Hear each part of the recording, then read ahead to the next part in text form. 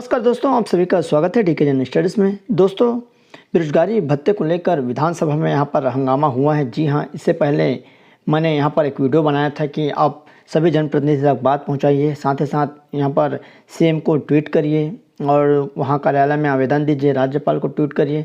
तो निश्चित ही कुछ न कुछ असर हुआ है, जिसके चलते कल के डेट में यहाँ पर जो बेरोजगारी भत्ते को लेकर हंगामा हुआ है विधानसभा में। अभी विधानसभा का सत्र चल रहा है और कुछ ही दिनों यहाँ पर और चलेगा। तो निश्चित ही अपनी जो बात है, जो अभ्यर्थी जिसको 2 साल के बाद यहाँ पर पंजीयन हुआ है, 2 साल बाद पंजीयन हुआ है, जो तत्काल कराए हैं या फिर जो 6 माह पहले कराए हैं, 1 साल पहले कराए हैं, तो सभी आप जल्दी से जाकर अपने जनप्रतिनिधि तक बात पहुँचाइए, ट्विटर पर ट्वीट कीजिए, तभी जाकर आपको यहाँ पर मिल पाएगा।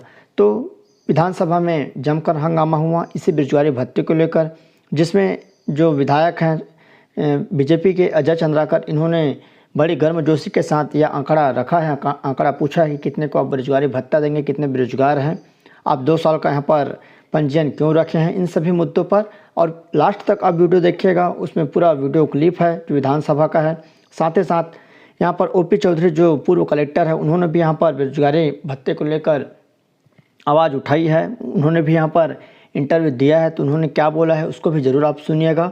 वीडियो लास्ट तक देखेंगे तो आपके फ़ायदे की चीज़ है कि कुछ जो नेता है यहाँ पर आवाज़ उठा रहे हैं, तो आप अधिक से अधिक जो वीडियो है उसको शेयर करें, नीचे उसका लिंक मिल जाएगा, उसके हिसाब से या अपनी बात आप आगे तक रखें, जिससे कि कुछ आपको भी फ़ायदा हो सके। जितने भी बेरोजगार हैं जो तत्काल पंजीयन कराए हैं या कुछ समय पहले कराए हैं, यहाँ पर जो विधायक हैं और आपके कलेक्टर हैं, उनका भी कहना है कि तत्काल वाले को भी यहाँ पर बेरोजगारी भत्ता दिया जाए, ऐसा करके। तो आप वीडियो ज़रूर पूरा देखिएगा, जिसमें पूरी चीज़ें दोनों का स्टेटमेंट है जो बोला गया है। बाइट आपको मैं यहाँ पर सुनवा देता हूँ। और यहाँ पर आइए थोड़ा सा देख लेते हैं कि स्पीकर जो है, विधानसभा स्पीकर, उन्होंने भी यहाँ पर उच्च शिक्षा मंत्री को पूछा है कि रोजगार पंजीयन में आधार क्यों जरूरी नहीं है।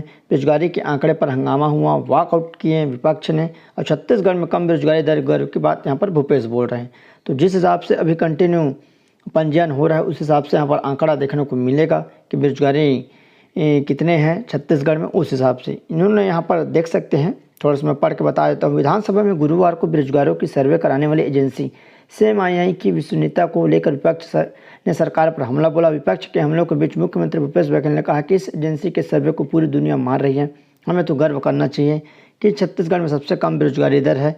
दरअसल प्रश्नकाल में भाजपा विधायक ने बेरोजगारी का आंकड़ा देने वाली एजेंसी पर सवाल उठाते हुए पूछा कि सरकार इन आंकड़ों को मान्यता नहीं देती, तो फिर उन्हीं आंकड़ों के आधार पर विज्ञापन पर 2 करोड़ रुपए क्यों खर्च किए गए। जवाब में उच्च शिक्षा मंत्री ने कहा कि प्रदेश में रोजगार दफ्तरों में 7 फरवरी 2023 तक 18,78,126 व्यक्ति पंजीकृत है। राज्य शासन द्वारा बेरोजगारी दर निर्धारित नहीं की जाती, परंतु CMI संस्था इनके आंकड़े प्रसारित करते हैं। हालांकि छत्तीसगढ़ सरकार द्वारा इन संस्था के आंकड़ों को मान्यता नहीं दी गई है।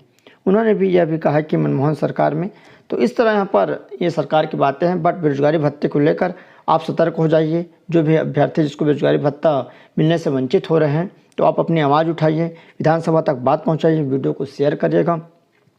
इससे पहले मैंने वीडियो बनाया था इसी मुद्दे पर, तो उसको भी आप ज़रूर शेयर करिए, ताकि अधिक से अधिक जनप्रतिनिधि है और विधानसभा तक बात पहुंच सके। क्योंकि अभी विधानसभा सत्र चल रहा है, कुछ दिन और चलेगा, लगभग 24-25 तक यह सत्र रहेगा, तब तक आपका भी कुछ यहाँ पर भला हो सके। तो चलिए आगे वीडियो आप जरूर देखिएगा। छत्तीसगढ़ में प्रदेश सरकार ने युवाओं को 2500 रुपए बेरोजगारी भत्ता देने का ऐलान किया है, लेकिन बीजेपी इस पर सवाल कर रही है। सदन में बेरोजगारी पर तीखी बहस हुई है। बीजेपी सरकार पर लोगों को ठगने के आरोप लगा रही है, तो सत्ता पक्ष बीजेपी पर पलटवार कर रहा है। एक रिपोर्ट देखिए, फिर करेंगे चर्चा।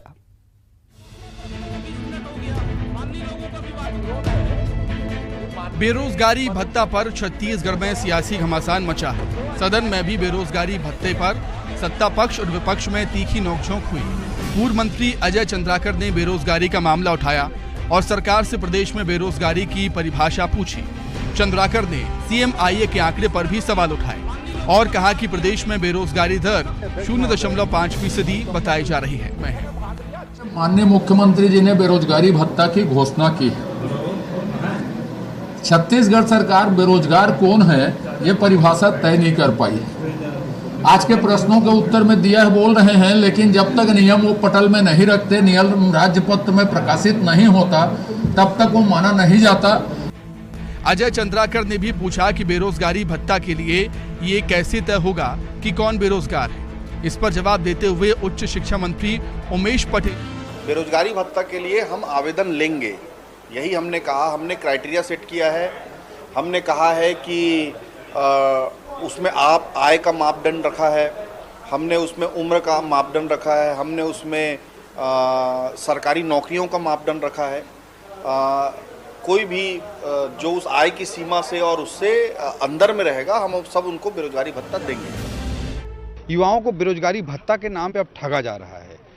4 सालों तक कोई भी इनको भत्ता नहीं दिया गया। पिछले पेंडिंग को हम देखें तो प्रत्येक युवा का 1.25 लाख रुपए का बकाया कर्जा भूपेश बघेल की सरकार का के ऊपर है, हर एक युवा का। बजट प्रावधान किए किस तरह से ठगना चाहते हैं स्पष्ट होता है। इसके अलावा जो क्राइटेरिया बनाए हैं उससे तो स्पष्ट होता है कि जो खानदानी बेरोजगार होगा उसी चंद लोगों को 200-400 लोगों को ये बेरोजगारी भत्ता देना चाहते हैं। 10 लाख लोगों का कमिटमेंट किए थे, ये मुझे लगता है 10,000 लोगों को भी ये नहीं देंगे और सब छत्तीसगढ़ के युवाओं को ठगे हैं। तो ये 2 साल वाला क्लॉज क्यों रखा गया? 2 साल वाला क्लॉज क्यों रखा गया? क्योंकि मैं इसलिए मैं समझना चाह रहा हूं, क्योंकि सुन तो लीजिए, कोरोना काल में तो बेरोजगारी और बढ़ गई।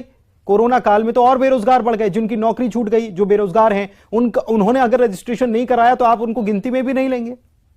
नहीं, उनका जीवित पंजीयन होगा जो 21 से 35 वर्ष के दायरे में आते हैं। लेकिन वो 2 साल कोविड के 2 साल पहले की बात कर रहे हैं, तो कोविड के दौरान की बात तो नहीं कर रहे हैं। स्वाभाविक बात है, वो कोविड के दौरान अगर रोजगार छूटा उसके पसंद तो पंजीयन तो होगा ना भाई। नहीं ठीक है, लेकिन 2 साल पहले जिसने पंजीयन करा लिया होगा वो ठीक है, उसको अगर दे भी देंगे और उसके बाद अगर उसका पंजीयन कोई करवाता है तो उसको 2 साल इंतजार करना पड़ेगा। ऐसा क्यों? 2 साल बेरोजगार क्या करेगा? वो बेरोजगार नहीं है, हम तो उसमें रोजगार की व्यवस्था कर रहे हैं। लेकिन अगर जो पंजीयन 2 साल पहले कराया है, हमने कहा ना, हम ना तो नरेंद्र मोदी जी की तरह धोखाबाज है, ना रमन सिंह की तरह धोखा देते हैं। हम जो कहते हैं उसको पूरा करते हैं। इसीलिए तो नरेंद्र मोदी जी ने वो साइट को बंद कर दिया, क्योंकि उन्होंने 18 करोड़ युवाओं को रोजगार देने का वादा किया था, नहीं दे पाए। नहीं, लेकिन धनंजय जी, मैं इस बात को आपसे समझना चाह रहा हूं कि जब आपने, देखिए धनंजय जी, सरकार ने जब इस बात का ऐलान किया कि बेरोजगारी भत्ता हम दे रहे हैं 2,500 रुपए देंगे, ठीक है, निश्चित रूप से बेरोजगार को एक उम्मीद बंधी होगी, आस बंधी होगी। मुझे इतना जवाब दीजिए कि जब आपने ऐलान किया तो ये आपने क्लॉज क्यों रख दिया? आज जो बेरोजगार है अगर वो जाकर पंजीयन कराता है, क्या उसे नहीं मिलना चाहिए? क्या वो 2 साल और इंतजार करे तब उसको देंगे? क्यों नहीं मिलना चाहिए? मुझे ये बताइए, क्लॉज क्यों रखा गया? सुनिए, पहली बात आप समझ लीजिएगा, बेरोजगारी का पंजीयन कब होता है? जब छात्र 8वीं पास करता है, रोजगार दफ्तर में जाकर पंजीयन कराता है। जब छात्र 10वीं पास करता है, रोजगार दफ्तर में जाकर पंजीयन कराता है। जब छात्र 12वीं पास करता है तब रोजगार दफ्तर में जाकर पंजीयन कराता है। जब छात्र ग्रेजुएशन करता है तब जाकर पंजीयन कराता है। इंजीनियरिंग करता है तो पंजीयन कराता है। मेडिकल पास करता है तो पंजीयन कराता है। पंजीयन का सिस्टम तो यही है ना। क्या पहली क्लास के बाद पंजीयन होता है? क्या नहीं होता? तो हर साल हो सकता है वो, तो कंटिन्यू है, तो वो हर साल हो सकता है। तो जो 21 से 35 साल के जो उम्र के लोग का पंजीयन है, जो पंजीयन जीवित है, वो इस दायरे में आएंगे। उसमें तो प्रश्न ही नहीं उठता। उसमें तो पंजीयन जीवित है उनका ना भाई। और जो पंजीयन करा चुके हैं, नहीं, जो हाल ही में पंजीयन कराएगा उसको क्यों नहीं मिलेगा? आज कैसे पंजीयन उसका? जो 8वीं पास कर लिया होगा, जो 12वीं नहीं, मैं कह रहा हूं कि किसी ने 12वीं पास कर लिया और आज पंजीयन कराया तो क्यों नहीं मिलेगा? आपके कहने से नहीं होगा ना। पंजीयन करने का नियम है, आप जो कहो तो नहीं होगा। पंजीयन का जो नियम है, नहीं, मेरे कहने से नहीं, मैं ये आपसे पूछ रहा हूं कि कोई आज पंजीयन कराता है तो उसे 2 साल क्यों इंतजार करना पड़ेगा? नहीं, आपके कहने से नहीं होगा ना। मेरी बात मत सुन लीजिएगा, पंजीयन का नियम होता है, मेरे कहने से नहीं होगा। आपका तात्पर्य आप और हम दोनों से है, उसके नियमावली है। चलिए ठीक है, नियमावली है और सवाल बीजेपी इसको लेकर उठा रही है, लेकिन सरकार की तरफ से जवाब दिया जा रहा है नियमावली की